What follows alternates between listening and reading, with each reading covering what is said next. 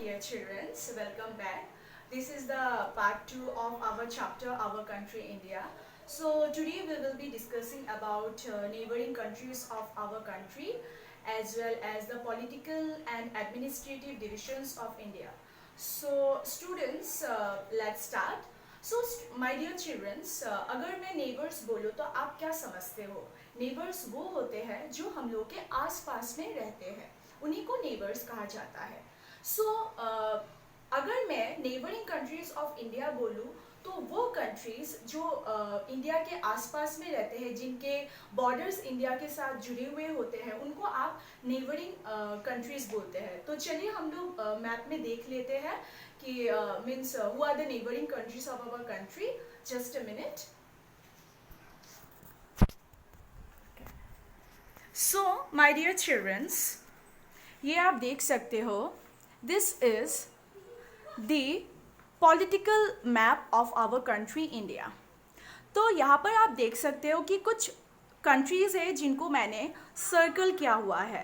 This is Pakistan, Afghanistan, China, Nepal, Bhutan, Bangladesh and Myanmar. So ये जो 7 countries हैं, they are actually known as inland neighbors, जिनके boundaries हम लोगों से जुड़े हुए हैं. इसको हम लोग एक ट्रिक के हिसाब से भी याद रख सकते हैं. A for Afghanistan, B square, B for Bhutan and Bangladesh, C for China, M for Myanmar, N for Nepal and P for Pakistan. Again, along with inland neighbors, we have some island neighbors जो हम लोग के पास में हैं, लेकिन उनके बॉर्डर्स हम लोगों से जुड़े हुए नहीं है. इसको याद रखने का ट्रिक है श्रीमल. Sri for Sri Lanka, M for Maldives. So let's see, एक बार मैप में हम लोग देख लेते हैं. सो माय डियर चिल्ड्रंस, आप देख सकते हो ये श्रीलंका है, और क्योंकि मैप में नहीं है तो ये लक्षद्वीप है. लक्षद्वीप के ठीक नीचे अगर आप साउथ की तरफ जाओगे, so you will see Maldives. So these two are our island neighbors. So इसी के साथ हम लोग का neighboring countries ख़त्म होता है. So inland neighbors में total we have 7 and island neighbors we have total 2 neighboring country students. So let's start the political and administrative divisions of our country India. So students, आप लोग अगर यहाँ पर देखें तो मैंने लिखा है total number of states we have 28 and total union territories we have 8. Okay, so states last year तक टोटल जम्मू कश्मीर को मिलाकर हम लोग के टोटल 29 स्टेट्स हुआ करते थे. लेकिन क्योंकि हम लोग को पता है कि अभी जम्मू एंड कश्मीर स्टेट नहीं है, बल्कि उसको 2 यूनियन टेरिटोरीज़ में डिवाइड कर दिया गया है. एक है जम्मू एंड कश्मीर और लद्दाख. सो टोटल अगर हम लोग ऑल इंडिया में अगर हम लोग देखें तो we have total 28 number of states.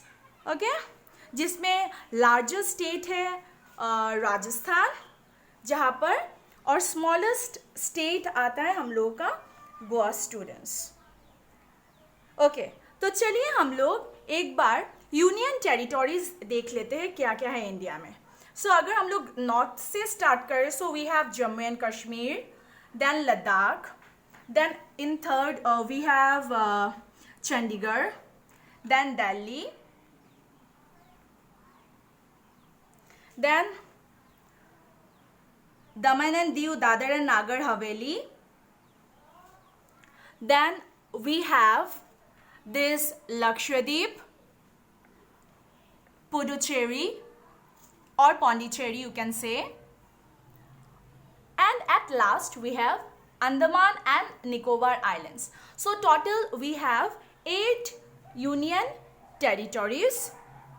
Okay, union territories में अगर हम लोग देखें, so largest is Ladakh and the smallest union territory is Lakshadweep. लेकिन स्टूडेंट्स, आपको स्टेट और यूनियन टेरिटोरीज के बीच का जो डिफरेंस है वो आपको जानना बहुत ज़्यादा ज़रूरी है. स्टूडेंट्स, स्टेट्स उसको कहते हैं जहाँ पर इलेक्शंस होते हैं, और जो जहाँ पर सेपरेट इलेक्टेड रिप्रेजेंटेटिव्स हैं उनको इलेक्शंस के द्वारा चुना जाता है, और जो हाईएस्ट हेड होता है वो गवर्नर होता है स्टूडेंट्स।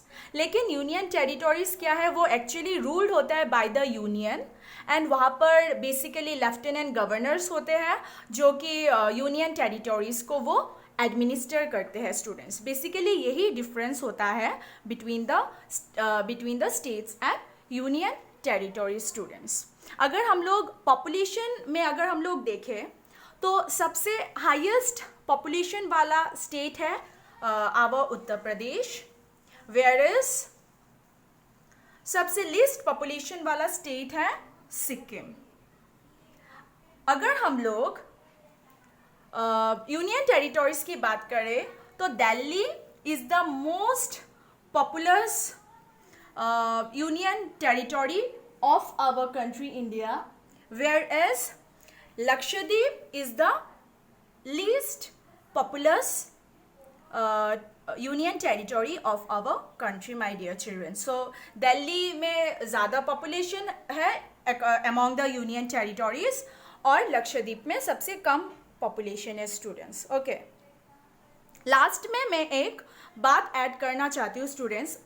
इंडियन स्टेट्स की अगर फॉर्मेशन की अगर हम लोग बात करें तो वो अलग अलग टाइम में उनका फॉर्मेशन हुआ है। अगर हम लोग देखें कुछ स्टेट्स जैसे कि उत्तराखंड, पहले वो यूपी का ही पार्ट हुआ करता था, लेकिन अभी वो एक सेपरेट स्टेट है। वैसे ही बिहार के साथ झारखंड पहले एक हुआ करते थे, लेकिन वो अभी अब एक सेपरेट है। और उसी के साथ मध्य प्रदेश के साथ छत्तीसगढ़ था स्टूडेंट्स, लेकिन इन द ईयर 2000 ये तीन उत्तराखंड, छत्तीसगढ़ और यहाँ पर झारखंड, ये तीन अलग अलग स्टेट्स बन के आए। उसी के साथ हम लोगों को पता है कि Telangana was also a part of Andhra Pradesh before, लेकिन वो अभी एक सेपरेट स्टेट है, my dear childrens. Okay, so I hope you understood today's class. Thank you.